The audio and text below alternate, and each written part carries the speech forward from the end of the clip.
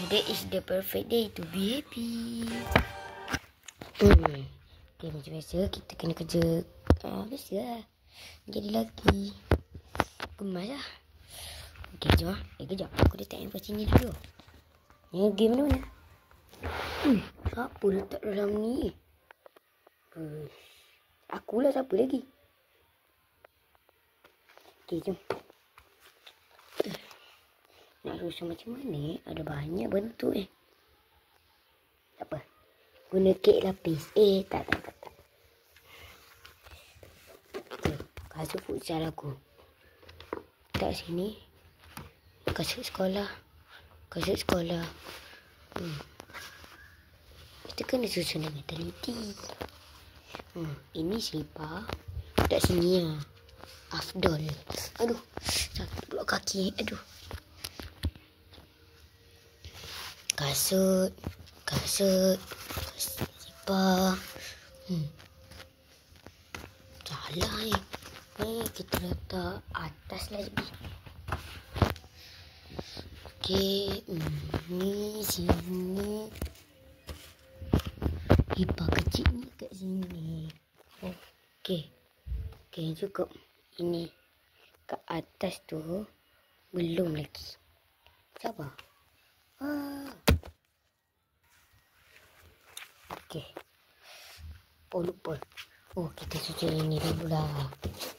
Ini kasut lama je ni.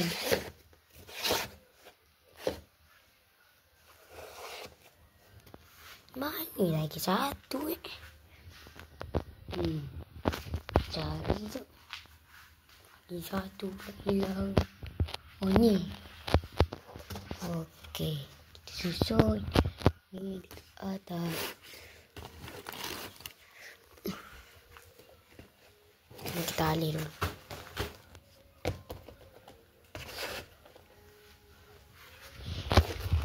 Ni atas dulu.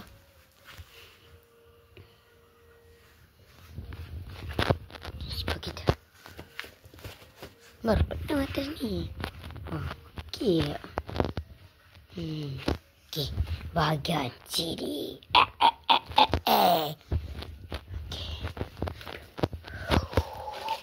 Ini kita dah masuk rumah je lah. Bawa dulu lah. Mana ni? Kat sini lah. Tak boleh ke tak main? Kan ada orang main pasal-pasal hilang. Mahal. Okey. Cukup sampai sini saja. Bye.